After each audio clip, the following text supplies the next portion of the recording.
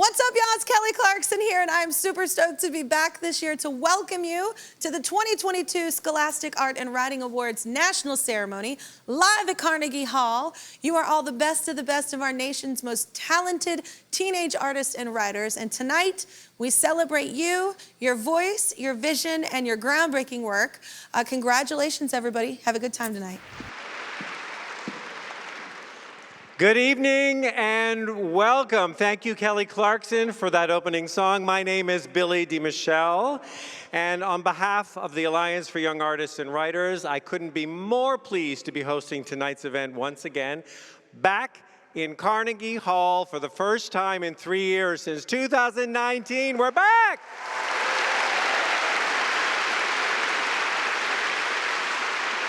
You know, this storied New York institution has helped us honor the most talented and thought-provoking young artists and visionaries for almost 2 decades.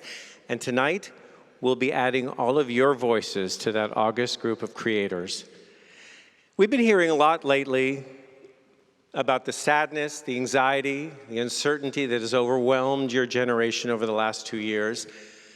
The tragic events of the past month have only exacerbated those feelings in all of us.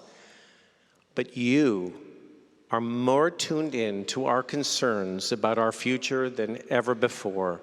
As young artists, the proliferation of mediums in which you work can be liberating, but it can also be paralyzing, and yet you've overcome these challenges to do an incredibly difficult thing, one that is unique to humanity, and that is to create. You have found a way to express not only your pain and your fears, but your joy and your confidence, which is a powerful tool not only for those that are coming through this along with you, but for those behind you who can learn from your courage and your spirit. You know, you guys, you may not realize this yet, but your work will impact the world in unexpected, life-altering ways. Because your voices, they're bold, they're defiant, they're filled with light and hope for a better tomorrow, your tomorrow. And this is your night.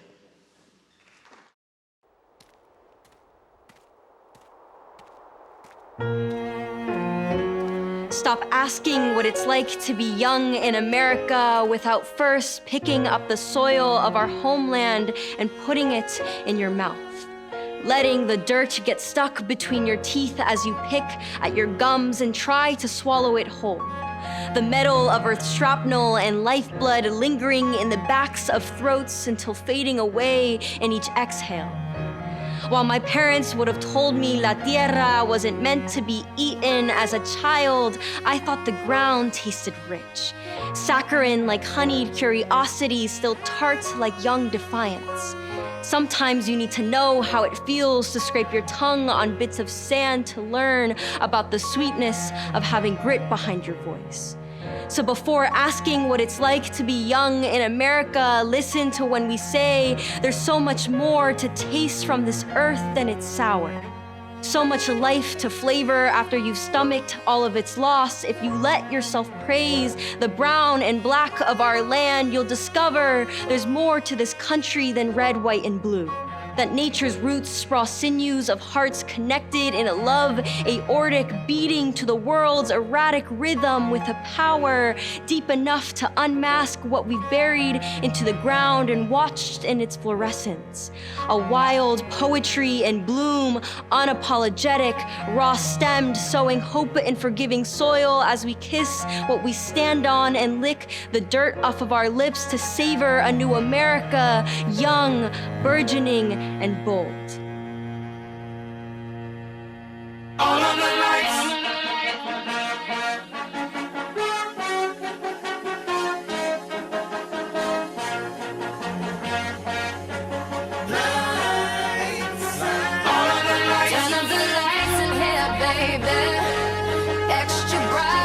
Y'all to see this.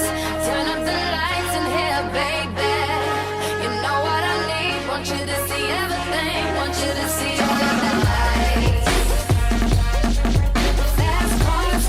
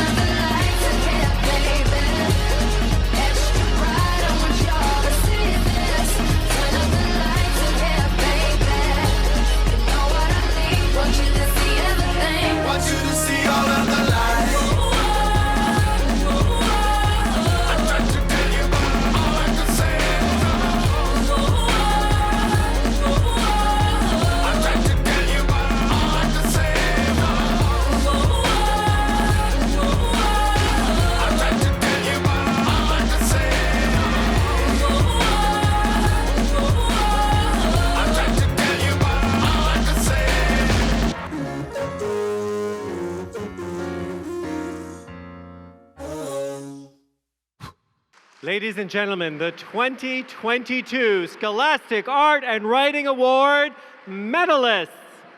Cause I'm in the stars tonight. So watch me bring the fire, set the night light. Hey, shining through the city with a little funky soul. So I'ma light it up like dynamite. Whoa, 'cause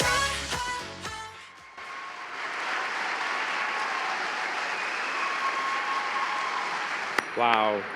I want to take a moment to introduce an amazing young talent who was just featured in this opening video. She is a 2020 National Student Poet. She's the South Florida Poet Laureate and the National Youth Poet Laureate finalist. Please welcome Isabella Ramirez.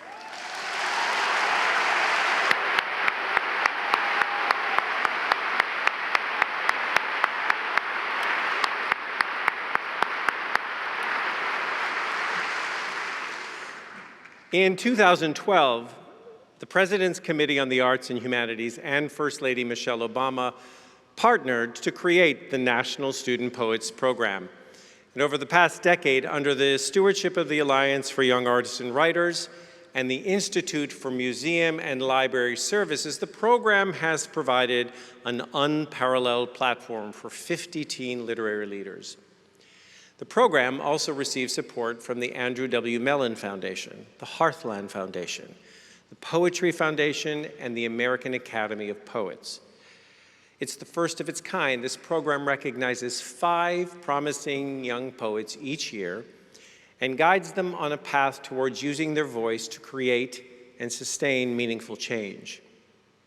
These National Student Poets spend a year in service as National Poetry Ambassadors, honing their voices and forging connections across cultures and generations. At its core, the National Student Poets Program is about service and leadership. Throughout their year of ambassadorship, these 5 poets lead workshops and readings and attend festivals and conferences. They're crafting a dialogue about language and art, about potential and progress, about past and present. But most importantly, their vision helps us see a brighter future. It is the nation's highest honor for youth poets, and the only way to be considered for this prestigious appointment is by first receiving a national medal in poetry from the Scholastic Art and Writing Awards.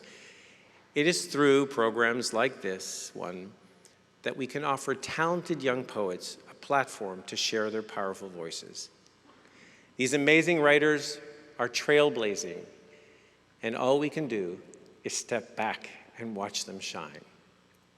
4 of this year's National Student Poets are with us tonight. It is my honor to introduce them.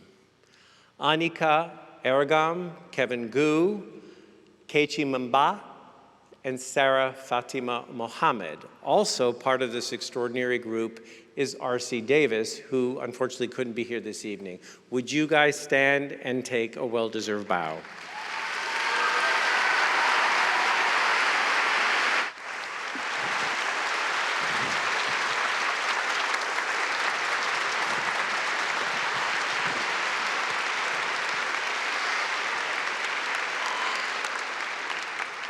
Hi, guys. Oh, you nervous? No, don't be nervous. There's just a lot of people here, that's all. But listen, I just want to ask you guys a few questions. Let me start with you. How has this experience, all of this, been for you so far? It's been amazing. I've been able to do a bunch of different things. Like just a few weeks ago, I worked on my service project. I was at the Texas School for the Deaf leading a workshop in poetry and ASL. And then a day later, I was flying to Chicago for the American Writers Festival.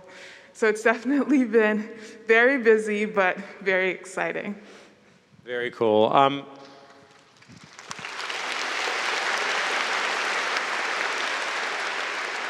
want to ask you, Kevin, the same question. How has it been so far? Wow, this is crazy. So it's been very beautifully surreal, I think is how I would put it.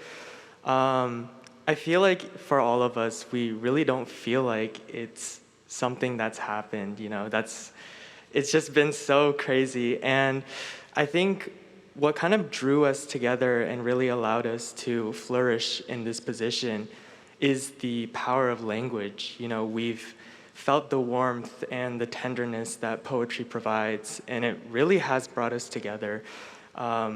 Next month, I'm doing my service project at Harvard's Arnold Arboretum, and we're going to discuss how poetry is a device for germination, growth, and healing. And I just think it's so cool that I have the position to be this literary ambassador. So it truly is an honor. We think it's cool too. Anika, what draws you to writing poetry?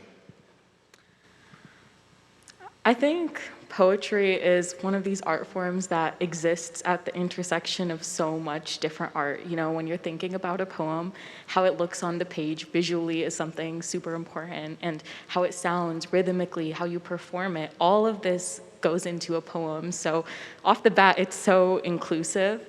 And I think, when I was teaching my workshop at the Atlanta History Center, there were teenagers there was a woman in her 60s there, and all of these people were able to write a beautiful poem and reflect and come together.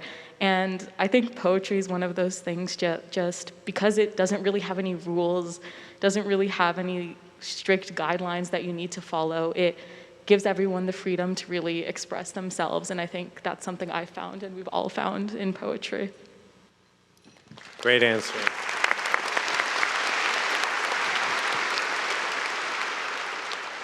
Sarah Fatima, what do you want people to take away from your words? If they take anything away, I think I feel incredibly blessed, and my heart feels so warm when people read my work, when they see something in it, because I've seen so much in so many poets' work, and so writing feels like this beautiful exercise of community where you're taking everything you know and everything you've read, everything you've seen in the world, and you bring it all into one space. And it really feels like a home. I think many times when we've been traveling, we've been going out, we've said something along the lines of, "This feels like a poem." And I think poetry is joy, and poetry is community, and us being together, us walking the city streets, and the light on our faces.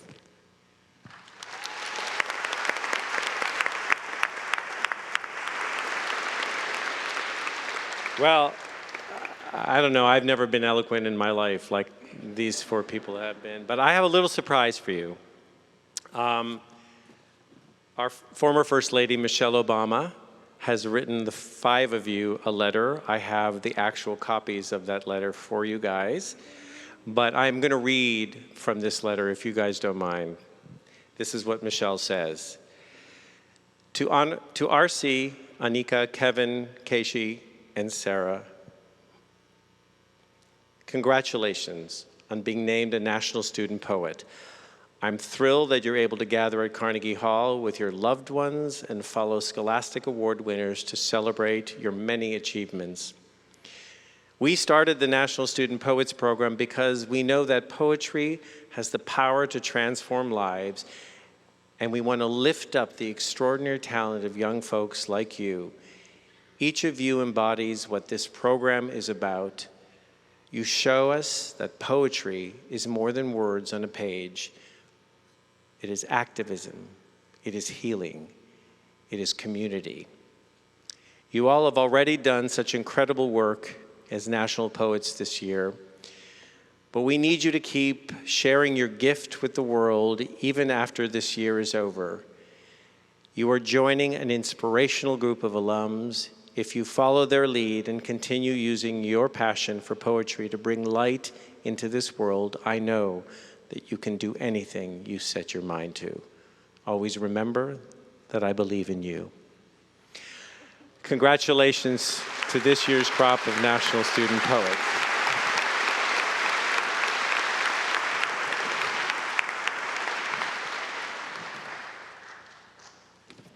I think you guys are absolutely amazing, and I'm thrilled.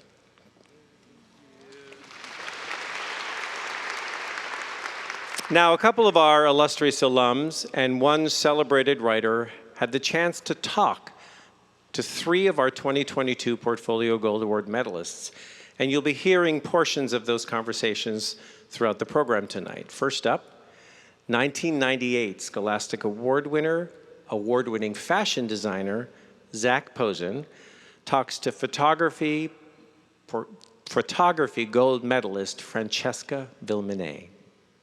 Hi, I'm Zach Posen, and I am a fashion designer and an artist.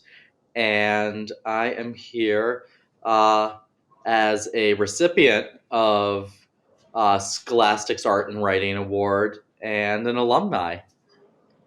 Hello, I am Francesca Villeminay. I'm from the Boston area in Massachusetts. I recently won a gold medal in photography for my art portfolio, and I'm really excited to talk to you today. I can't wait. Wonderful. So I want to talk about your photography, and a lot of your photography includes the use of fabric. And I wanted to ask you, how did you get to fabric and why fabric in your work? Sure, yeah. So, I mean, growing up, my thing was being a fashion designer. Like, that was my thing. Okay. Everyone knew Francesca wanted to be a fashion designer. I guess that dream kind of fizzled out around the time that I entered into high school. But then I picked up photography, and I don't know, I was immediately drawn to it. I think that the direct correlation to fabric was probably when I was kind of looking over the summer for ideas for my next photography project, and I came across a Nigerian photographer who takes pictures of Nigerian brides, and she uses fabrics, drapes them over her models' faces, and I thought it was beautiful. I felt like the textures were so distinct and the colors were so wonderful, and so that was kind of my first calling to fabric. Cool. And how do you choose which fabrics do you use? Overall, the idea or the message that I'm trying to bring is this evolution of obscurantism. So it's going from the model being completely clothed or disfigured to then being exposed and using the fabric as a method of movement and celebration. And I actually have a question for you as well that kind of relates to Sure. that. I think art, whether it's fashion, photography, or any other form, is constantly up for consumption and criticism. And so, in the midst of public commentary, what helps you remain resilient and bounce back? So for me, like resilience and bouncing back within a creative process, within presenting your work, really goes back to process. Hmm. And I would say the pleasure of process, of creating, and really enjoying that dialogue because everybody has a different reaction to art. Creativity is not always about success. It's Right. really about expression, and expression is continuous. Right, exactly. I remember when making this portfolio, there were times where I would come out of a shoot and I would look through, my SD card and look at the pictures, and I was like, none of these work. Like, this looks Yeah, just horrendous. But I think, you know, even in those times where I pictured it as like a failure or as a setback, that experience was a place for me to learn from what didn't work, right? So even if exactly. something didn't work, that's a place of learning and that's a place of growth. So, what motivates you to continue to stay true to your creative visions, even when it may dissent from the majority? Well, I know that, through my creative process over many years and from the beginning, that I know that I'm here to celebrate humanity. Mm, And to me, what makes our world beautiful is the range and diversity of humanity. yeah. And to me, fashion and style and beauty does not have one look. And to me, that range is what makes life inspiring and exciting. And I think that it's something to me, like beauty is character, it's Mm, expression, it's strength. I don't believe in one ideal beauty. I just mhm, it's so that's such a foreign idea from me from the core.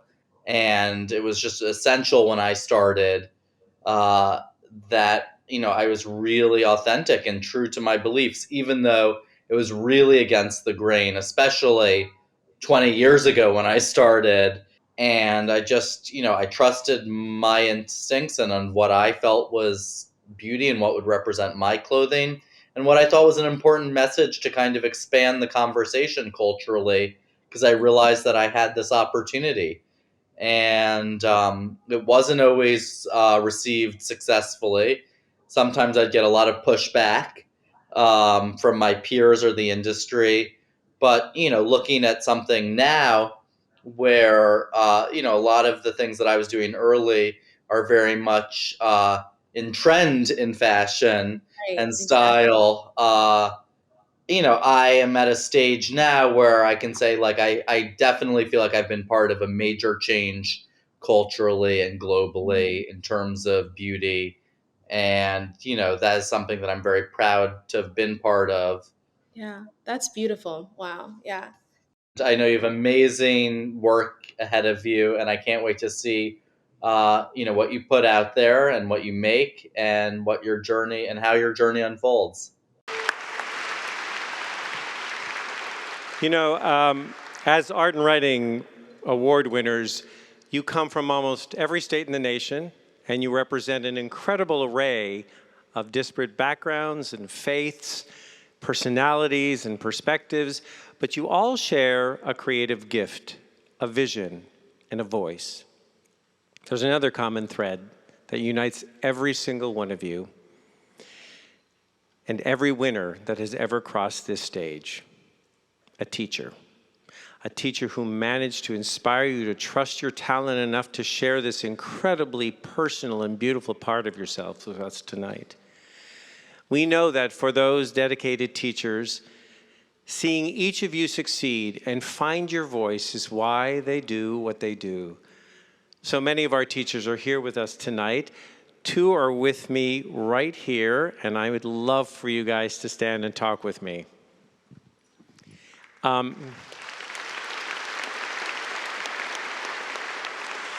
First of all, tell us your name and where you're from. My name's Casey Arbor, and I'm from Asheville, North Carolina. I'm Darian Robbins. I'm from Iowa City, Iowa. I need to say that we know this has been an incredibly difficult time for all teachers in the country, and I want you to know that all of us at Scholastic, all of us in the Alliance, everybody in this glorious hall, we all stand by all of the teachers in this room tonight.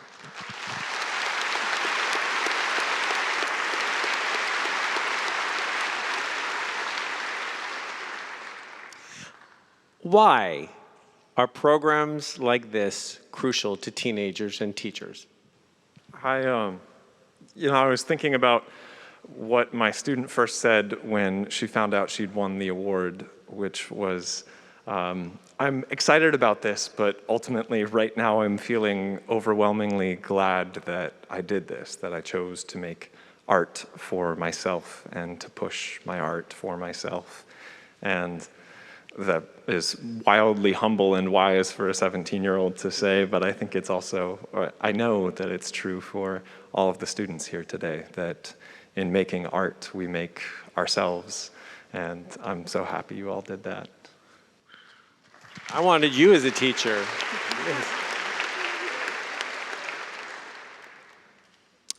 Scholastic's late chairman, Dick Robinson, always said that teachers are the power that drives young people forward, the gatekeepers, the encouragers, the providers of learning and hope. What does it feel like to you when you hear words like that?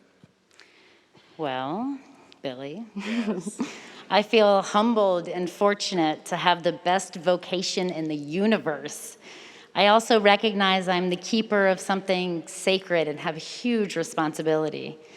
My students know that the studio is a safe place for them to think critically, to problem solve, and most importantly, to flourish. They also know that I believe in them, in their vision, in their growth. It isn't always easy to share one's work, I understand. It takes courage, especially if the work deals with big and personal content. So what does hearing these words feel like? that it is my great honor to tell each of my artists that their voice matters, that their artwork is important, and that maybe someone somewhere's life may be changed by seeing your work. So true. Don't sit yet. I just need to say, you guys are heroes. This is a personal thing to me too. My mom taught school for 45 years. But I think that what you guys do every day is truly one of the great things. And I know I stand for all of us in this house when I say to all the teachers in this house, please, and you guys standing right here, please stand and take an incredibly well-deserved bow. Will you, please?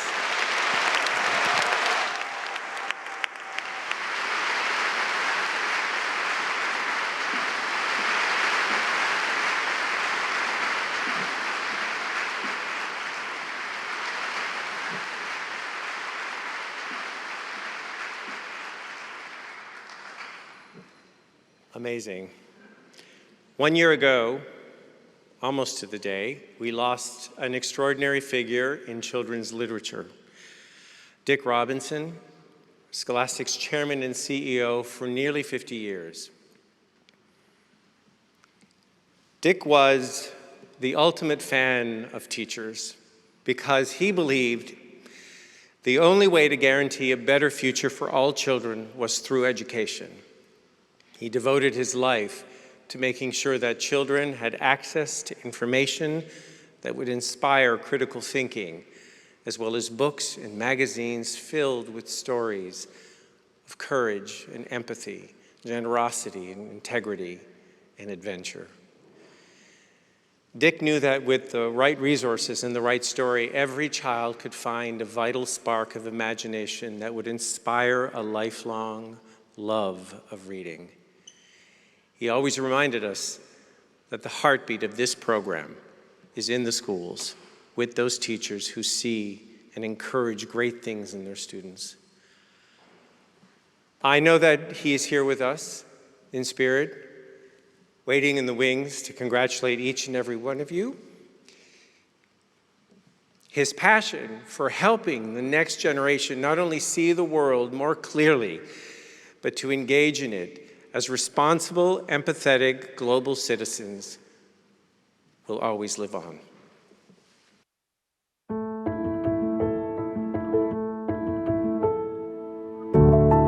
If you think about what draws people to reading, especially young people, it's the sense of discovering the world. It's the sense of being like the character. It's the sense of following the character to find yourself. There's something special about who we are and what we do at Scholastic that makes us different. And doing that every day for the past 100 years and looking to the next 100 is what keeps us relevant and ever present in our society and for the children we serve. It takes a village to do this. At Scholastic, it takes all 10,000 of us all over the world to make this happen.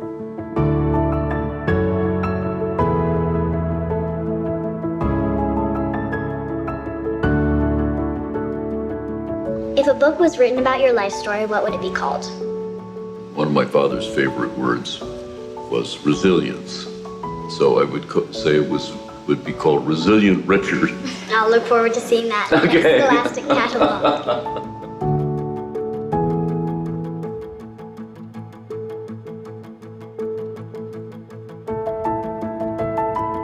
We've done this all together. We'll continue to do it together.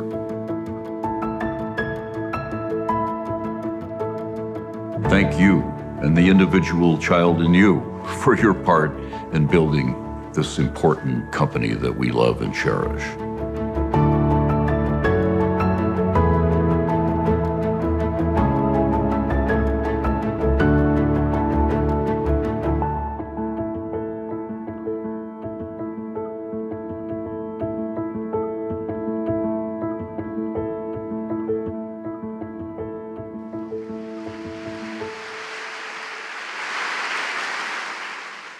Well, good evening, and this is a moment where we are going to thank others in this room for their incredible support of a wonderful institution and their desire to help you all as you take these awards.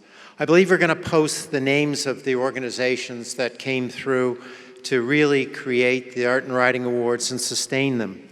Let me start off. This unique program to inspire and help America's most creative teens wouldn't exist without the support of many of you, of course. We'd like to call attention first to the Scholastic Company, which is the fountainhead from which the Art and Writing Awards flow. It is Scholastic's largesse, frankly, that provides the coverage of key costs so we can run the programs and so that donors' funds go directly to student awards and programming. Now, others of the contributors, well, they're special. First, the Maurice R. Robinson Fund, which represents the decades-long support of the family of the award's founder. The New York Life Foundation has been a steady supporter that rushed to make a difference to the awards during the COVID crisis. And the command companies are led by the Merson family. And later this evening, we're going to honor Andy Merson, its leader, for 20 years supporting you all in these awards and because of his care for what you can achieve. The Herb Block Foundation, you're seeing it now, celebrates the lifelong contribution to American democracy of Herb Block, arguably the 20th century's most notable political cartoonist. The J. Pritzker Foundation supports education and creativity truly around the world. The Blick Art Materials Corporation has given a multi-year grant to this program. They support every teacher and every student in every form of artistic media. And then the New York Times has been a steady supporter for almost 20 years. And the Times this year contributed staff to support our marketing activities to reach out to you all.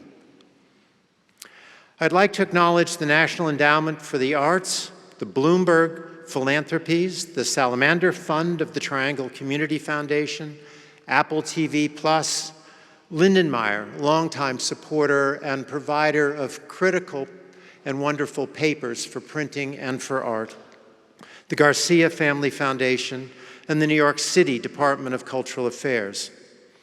As you've heard from Billy earlier, we celebrate in a special way the young poets, and critical support begins with the Institute of the Museum of Library Services, IMLS, and is further supported by Andrew Mellon Foundation, Heartland Foundation, Poetry Foundation, and the Academy of American Poets. Now, I'd like to ask you to please consider making a donation to the awards tonight or tomorrow by visiting artandwriting.org/support. Know that it will go to the encouragement and scholarship support of a new generation of creative Americans as we enter the 100th year of this fabulous program. Thank you again, and thank you to the corporate sponsors that you saw there. But now I have a special privilege to introduce a new speaker. For those of you out there who were big fans of the hugely successful CBS sitcom The Big Bang Theory, she played Amy Farrah Fowler, for which she received 4 Emmy nominations. She currently stars in the new Fox series Call Me Kat, and she's a regular host of Jeopardy!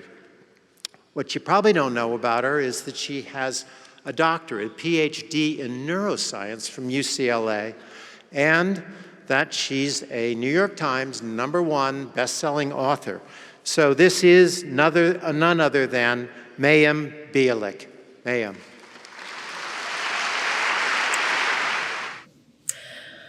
Okay, first I want to say how honored I am to be here to celebrate and recognize the amazing genius and creativity that's here in this room today.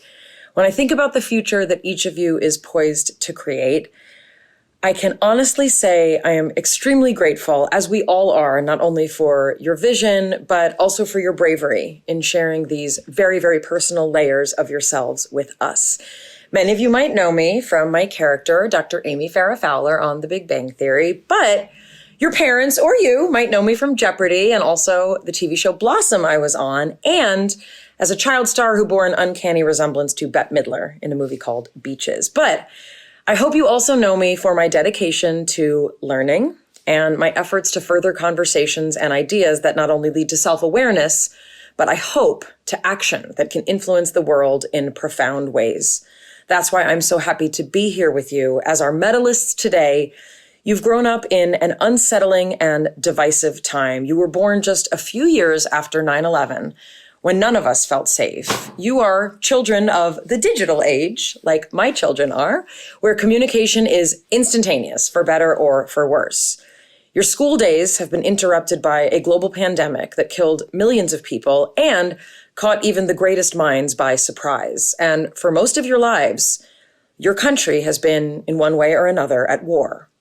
But you also grew up at a time when young voices have never been stronger or more important for us to listen to, and we have you to thank for that. Your generation has marched, quite literally, for their lives to get guns out of schools.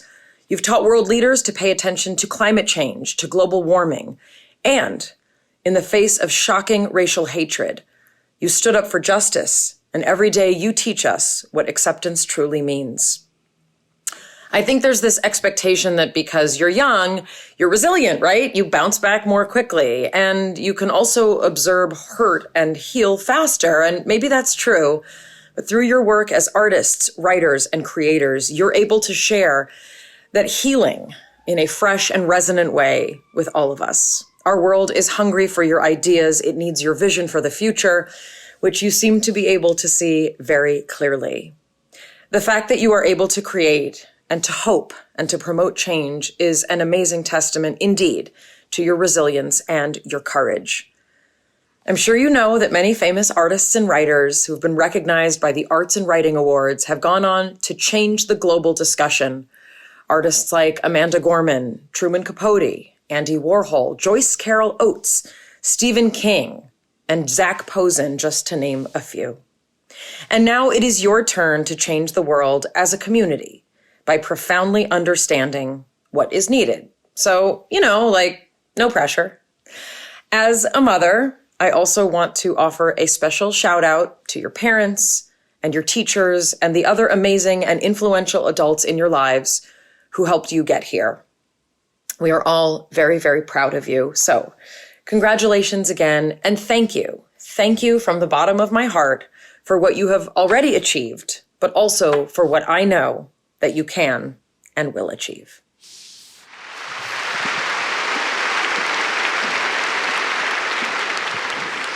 I wanted to visit this side of the stage. I thought maybe you guys were feeling a little left out. Hi, guys.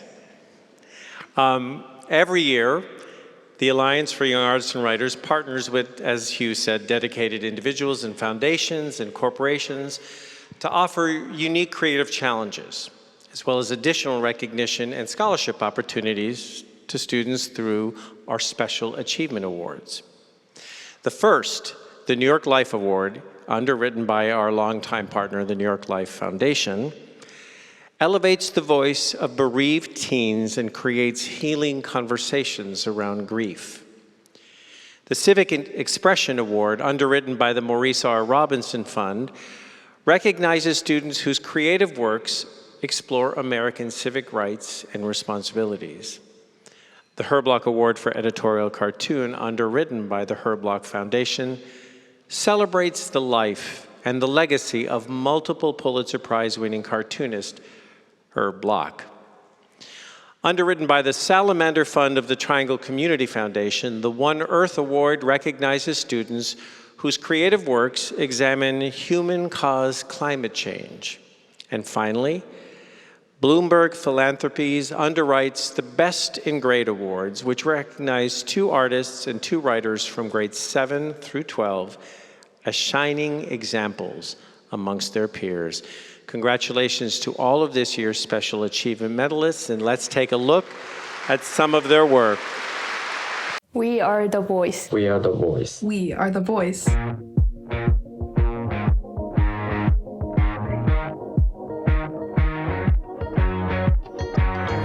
Everything changed, but still the same. Looking at me, thinking it's someone to blame.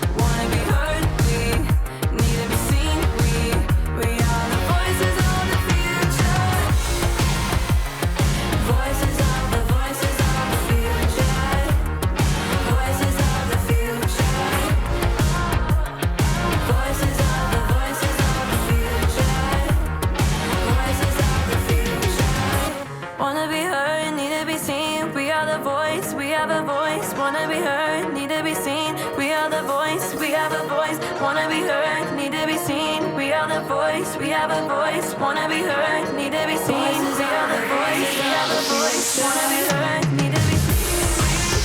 Wanna be heard, we need to be seen. We are the voices of the future. We wanna be heard, we need to be seen. We are the voices of the future. Voices of the future. Voices of the future. Voices of the future. Voices of the future. And you're the voice. And here they are, the 2022 Special Achievement Award medalists.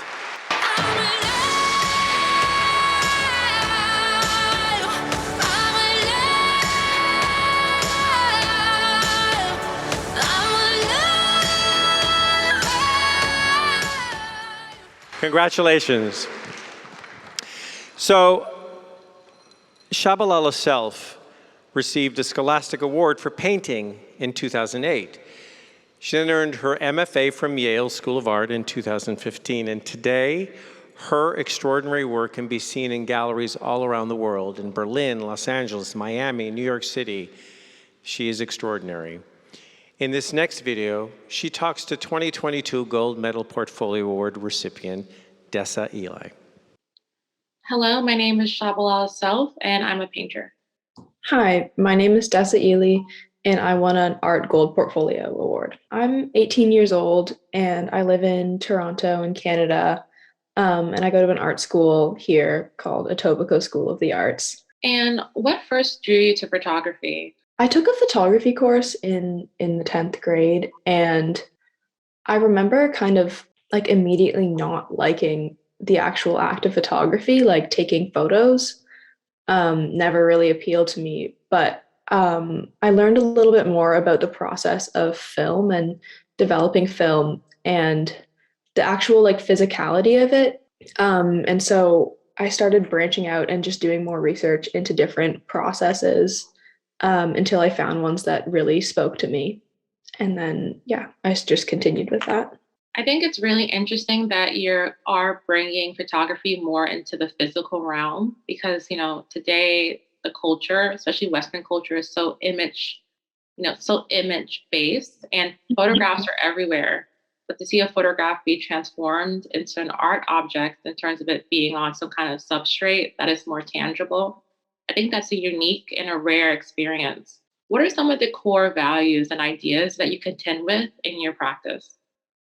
Well, my work is all about identity, and my love of art really started with when I started focusing on art more as a way to like better get to know myself and better understand myself.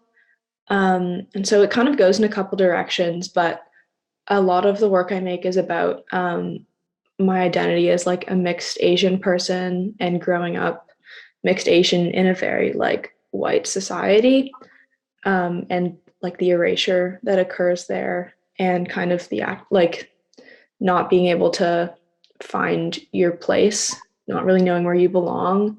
The more I started to think about it, all of the things that I've lost in my life, and it just kind of broke my heart. But I learned, those things that I've lost have all contributed to the person I am today. And I wanted to represent that in a process. Well, I feel like that your work is very sophisticated, especially at your age, and that there's a lot of possibilities for where this work can go. Where did you see yourself, like where you are now? Did you like expect to become a practicing artist, or was it like a dream of yours, or did it like come completely out of the blue? Well, it was definitely like a hope for me. I always enjoyed making art, and it was nice at that point in my life to get some kind of validation that people saw, value in my work. Mm-hmm. That's not always so important later on as you become an artist, because it's going to be different moments in your life when you do have that validation and other moments when you don't. So at some point, it's important to like build your own like internal framework to like kind of support yourself and support your ideas with or without that kind of encouragement. But I think it's very, very important for young people to have encouragement because kind of for some of the reasons you mentioned before, there's a lot of beauty and growth and things to gain in youth and childhood, but there is a embedded aspect of loss. You also at some point have to let go or kind of shed that skin to kind of go into adulthood. So at that very vulnerable time, I think it's very important for people to get encouragement towards things that they're interested in. And I was able to get that with my award. Mm-hmm. So it kind of just gave me more hope that, okay, maybe this is something I can pursue more later on in life. Right. That's really cool. I've always I don't know, when I was a kid, it was a pipe dream to become an artist. And then obviously my whole life, people are like, oh, you can't be an artist. You're going to be poor. And it's just exciting to talk to someone who is basically in the same shoes as me, and to see you being so successful in just doing what you want to do. And yeah, it gives me hope as well, just for my future. And even if I don't become a practicing artist, because I still don't know what I want to do, it's just it's nice to know that people care about what I have to say with my art. Well, I really, really enjoy your work, and I was really super impressed in everything that you said today. I think the work is very sophisticated, and one of the hardest things to do as an artist is to make something that is mysterious, to make something that people are confused by, intrigued by, and that people want to stop and understand. Something that's uncanny is refreshing and also equally inspiring to me to meet someone so young and so early on in their career. So I appreciate this equally.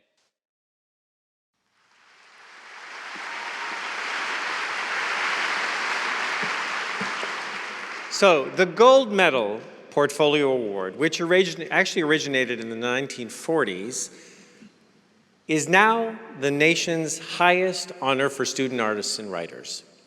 This year, 22 high school seniors, 11 writers, and 11 artists each received a $10,000 cash scholarship.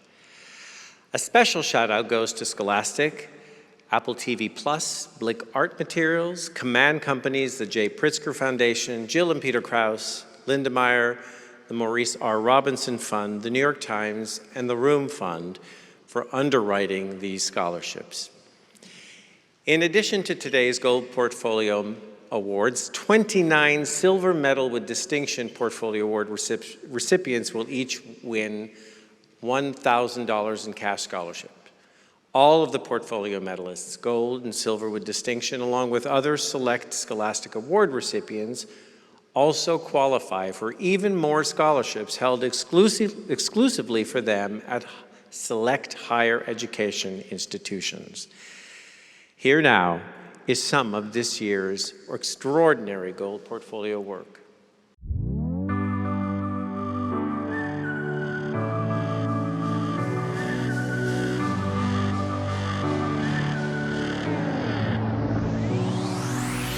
Stand on up and take a bow.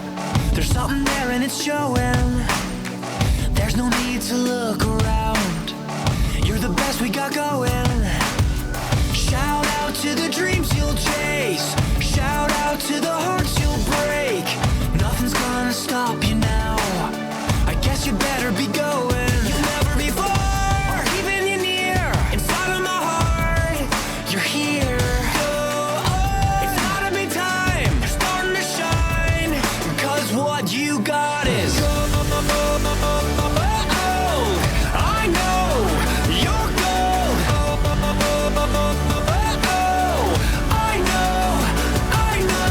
I don't need the stars in the night. I found my treasure. All I need is you by my side. So shine forever. I know you're gold. I know you're gold. It won't take you long to get when you feel like you're soaring. So write it all and don't forget. You gotta tell us your story. Shout out to the friends back home. Shout out to the hearts you've known. You gave them nothing but the best. Yeah, and you can tell them your story. You'll never be far,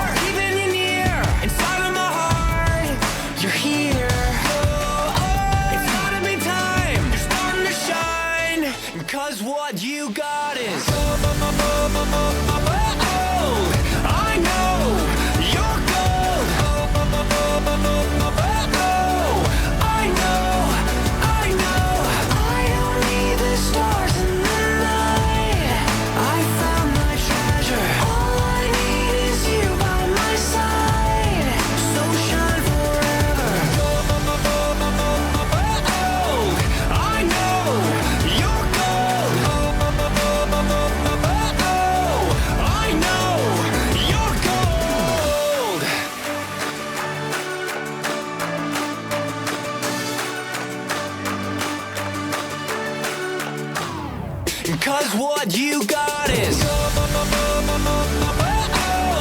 I know you're gold. I know I don't need the stars in the night. I found my treasure. All I need is you by my side. So shine forever. Gold. I know you're gold. I know you're gold. You're gold. You're gold. And now, please welcome the 2022 Portfolio Gold Award medalists. And when the storm's out, you run in the rain, put your sword down, dive right into the pain. Stay unfiltered and loud, you will be proud of that skin full of scars. That's all I know so far. That's all I know. Hey, that's all I know so far. That's all I know. That's all I know so far. That's all I know.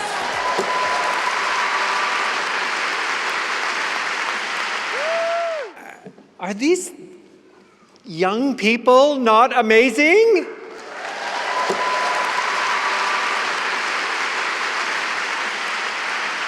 Forgive me, I get carried away. I've been doing this show for 25 years and I have never, ever not thought every day I stand here and I look out at this audience and think, holy moly, we are lucky. We are so lucky to have you leading our futures, I swear.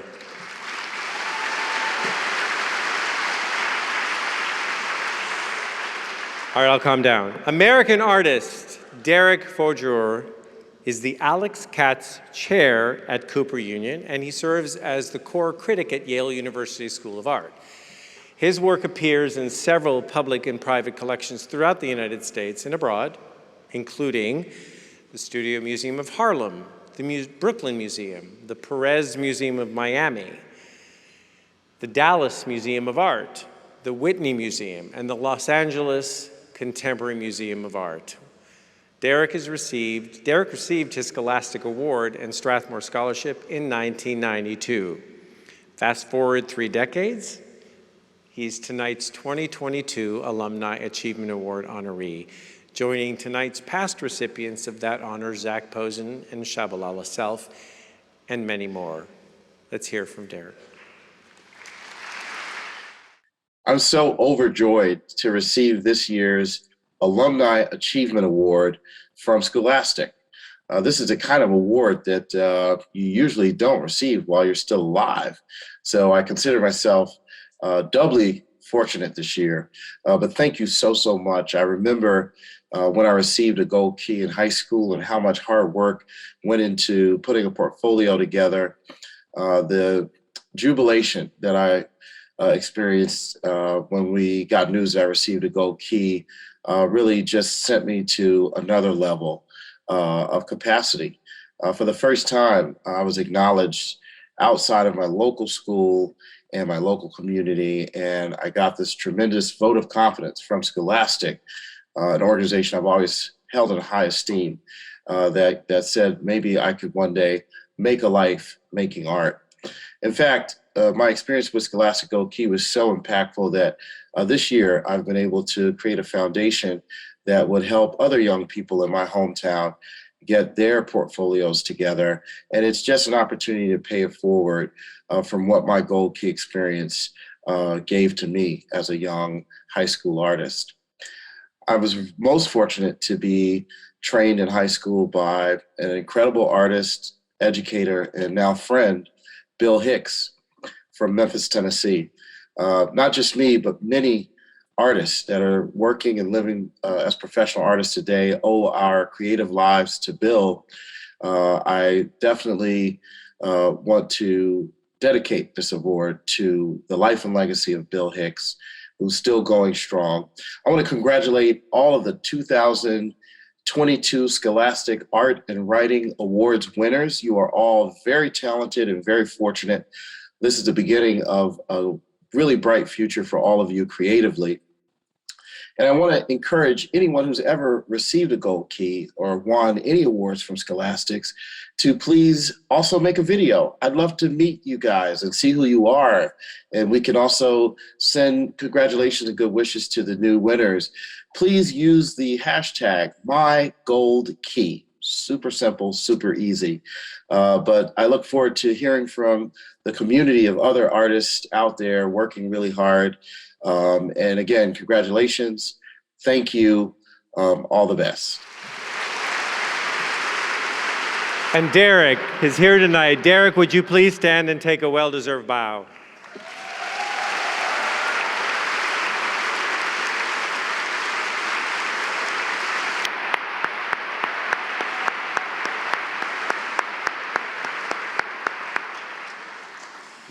Our final interview tonight, two writers meet for the first time to discuss their craft.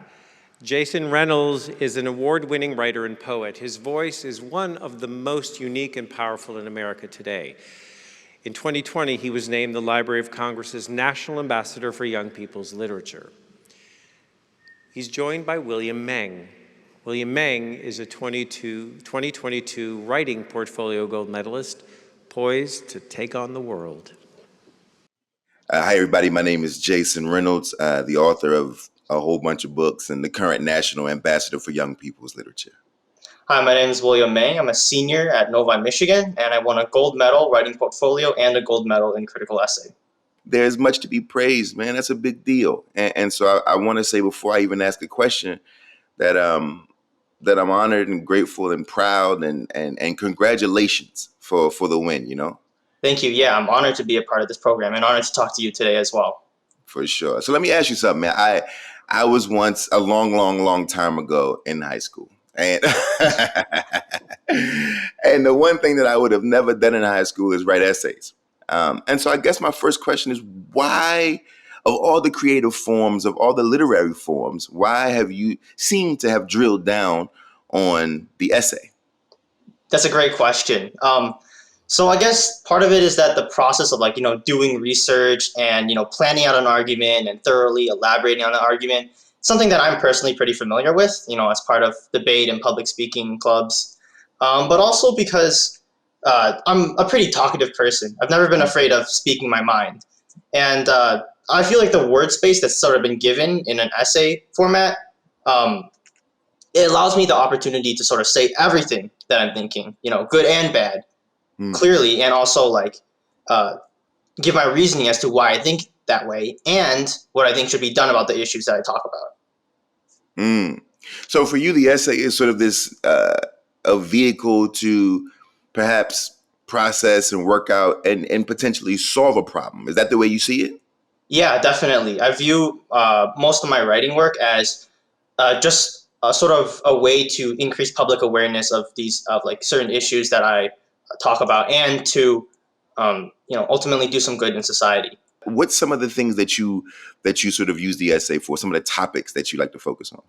Yeah, so most of the topics that I like to focus on relate to, I guess, complex and controversial issues that aren't covered a whole lot by the traditional media.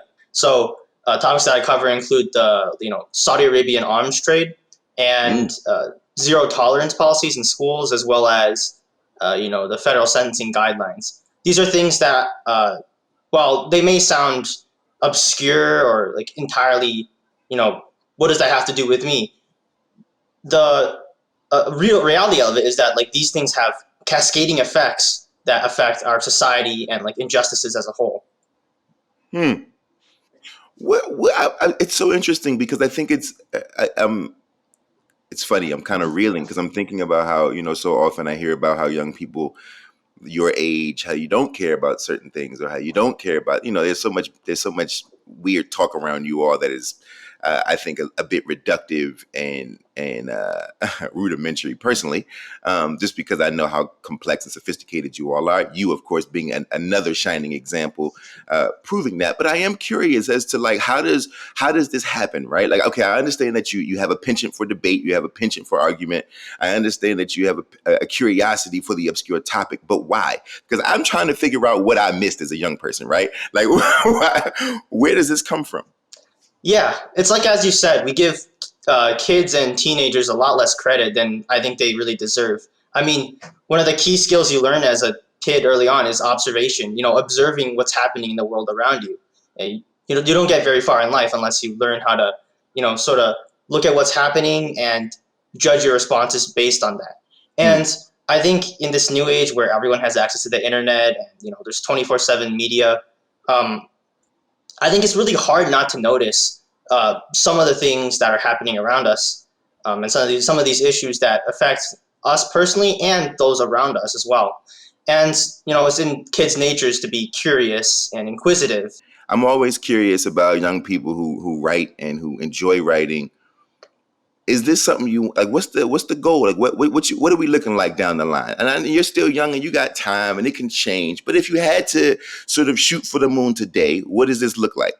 Well, for now, I want to just go to university and expand my sort of knowledge base and gather more experiences along the way.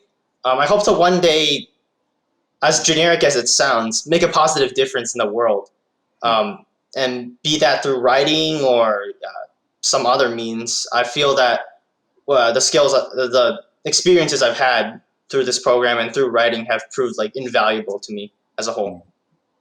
Man, you know what? I don't think that there is a better answer than that. I think, ultimately, and I'm going to leave you with this.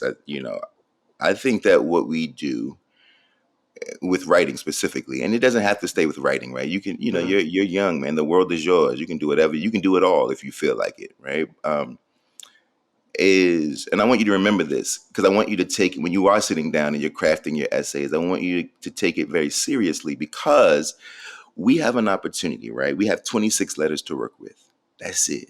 And you, for whatever reason, have the power to arrange those 26 letters into a special sequence that very well could change somebody's mind. And so down the line, whatever you do, whether it's write essays, whether it's write something else, whether it's not write anything as much, whether it's not write professionally, whether it is to write professionally, I could see you writing a collection of essays that I'll read and you'll win some Pulitzer Prize for it down the line. I'm with all of that. Just remember that 26 letters, man, that's what we have. And those that little bit could possibly change the world.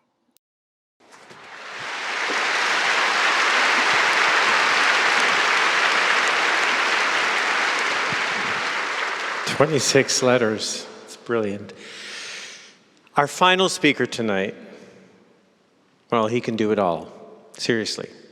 He's an actor, he's a comedian, he's a rapper, he's a children's book author, and a prolific television host of shows like Wild 'N Out, America's Got Talent, Lip Sync Battle Stories, The Masked Singer, and his own talk show. But he is such an all-around great guy, and I am so proud to know him. I am so thrilled that he could be with us tonight. Please welcome the incomparable Nick Cannon.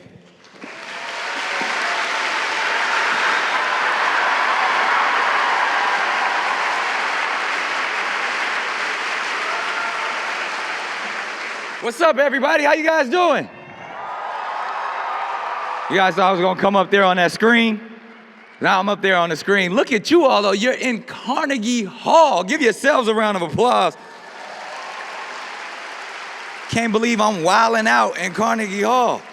This is amazing. And honestly, to be back here again, because it truly is an honor, and I want to say thank you for allowing me to be a part of the Scholastic Art and Writing Awards, because I got a chance to do this before, and I was super nervous when I did it before, because it was Carnegie Halls in front of a bunch of super intellectual and special young people. But now all I can say is sitting back and watching this and being here again for the second time, I'm just so thoroughly impressed by each and every person in here.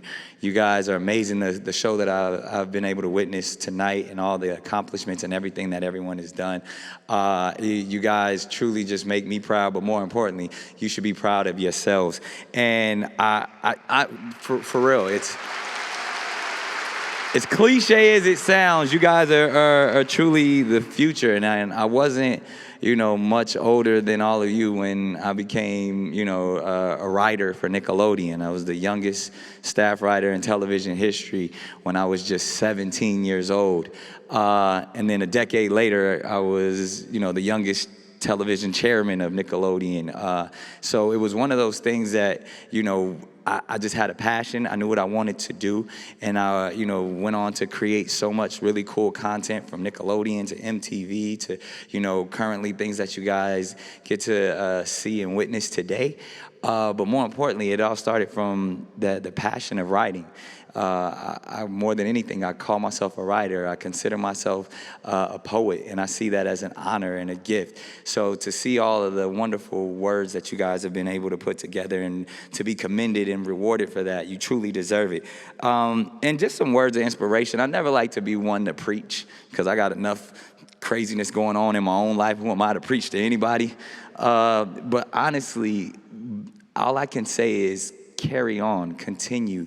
Because the way you inspired me tonight, the way you continue to motivate, it truly is special. And, people are going to tell you, or people you may have heard that, dreams are free, but all of you know that's not true because you wouldn't be sitting here tonight if that was the case.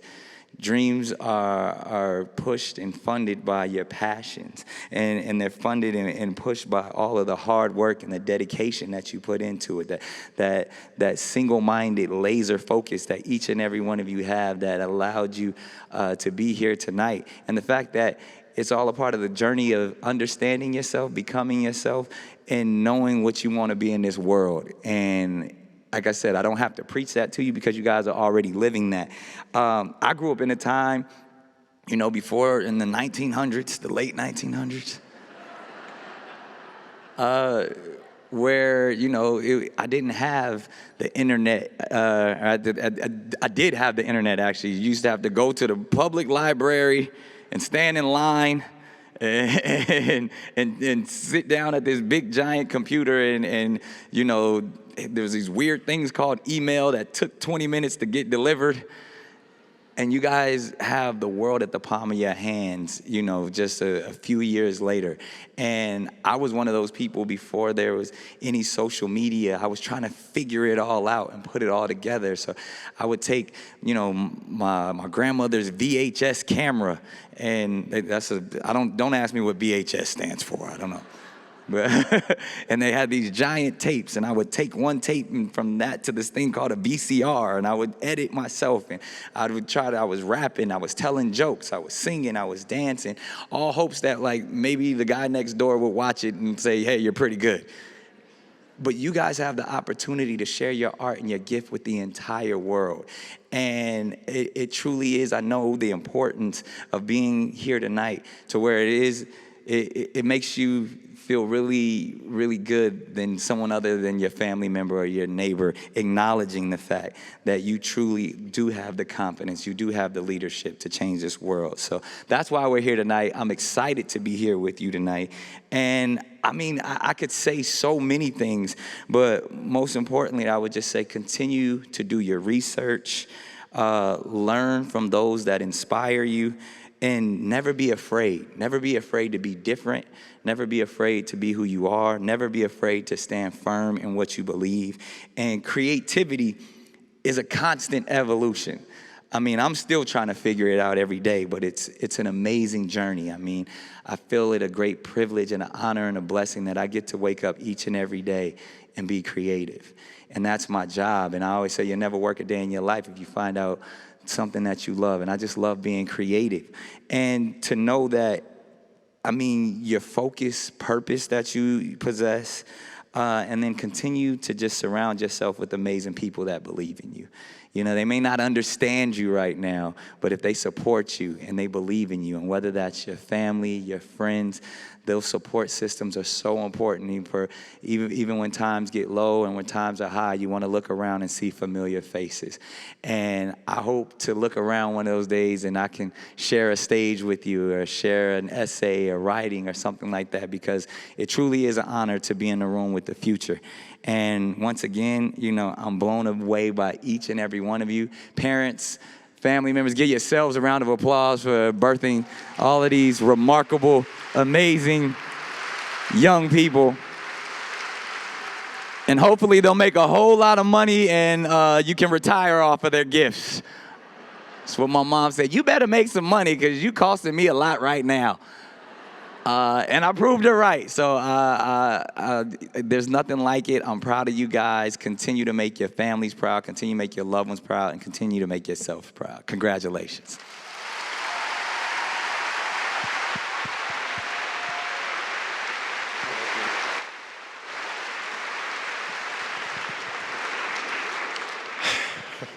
Well, that's tonight's program. Thank you, Mayim.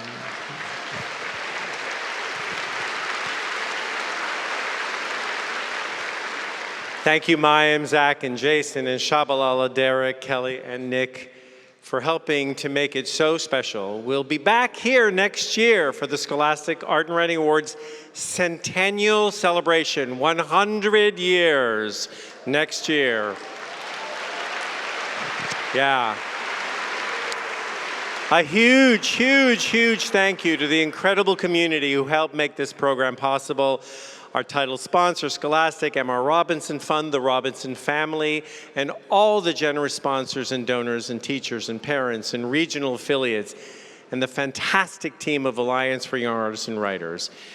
We hope that all of you here tonight and all of you watching online will please, please continue to support this crucial work. We need you to. Programs like the Scholastic Awards can change lives, but it takes a generous village to do that. So go to artandwriting.org/support. I want to leave you with this final thought. Years ago, while speaking at a past ceremony, Academy Award winner Kathy Bates urged all of the medalists sitting in this room to tattoo this night on their hearts. If you take anything away with you this evening, please hold on to the memory that everyone in this glorious hall came together for one reason alone, to celebrate you. I'll leave you with that one final look at your brilliant work. And I had a dream that someday I would just fly away. And I always knew I couldn't stay. So I had a dream that I'd just fly away. I've been on my own for a minute. Is it only me out there? Searching for the place to begin it. Is it me? Is it you? Is it fear? Standing on the line I was given. People stare and ask me why I'm here. No one seems to think that I fit in. But I don't wanna be like them. No, 'cause I don't wanna be like them. 'Cause I know that I had a dream that someday I would just fly away. And I always knew I couldn't stay. So I had a dream that I'd just fly away. Oh,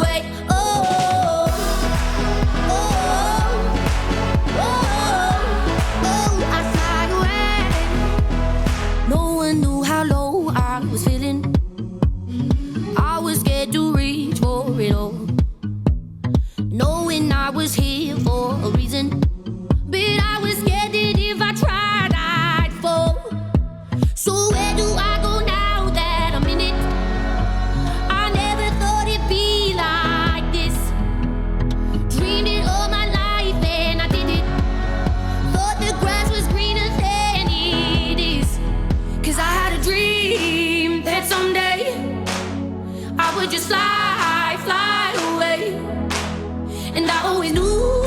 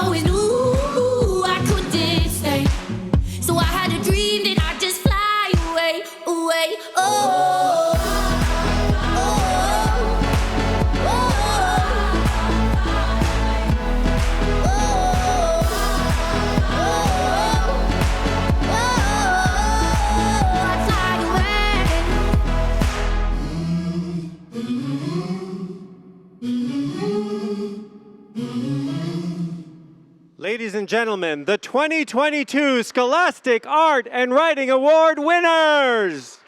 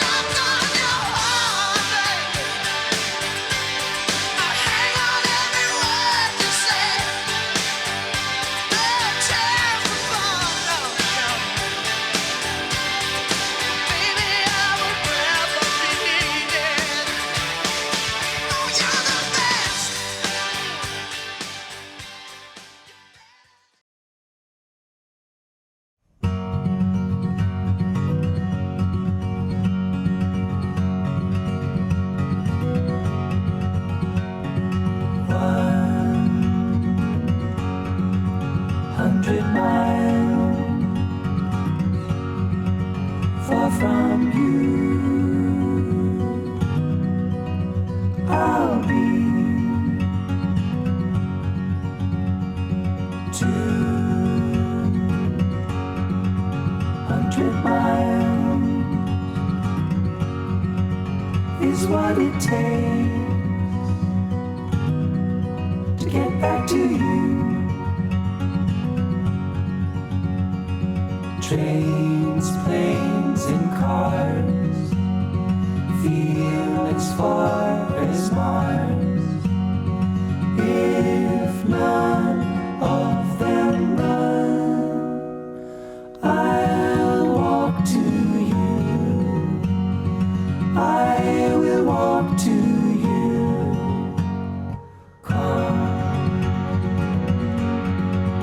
Come with me.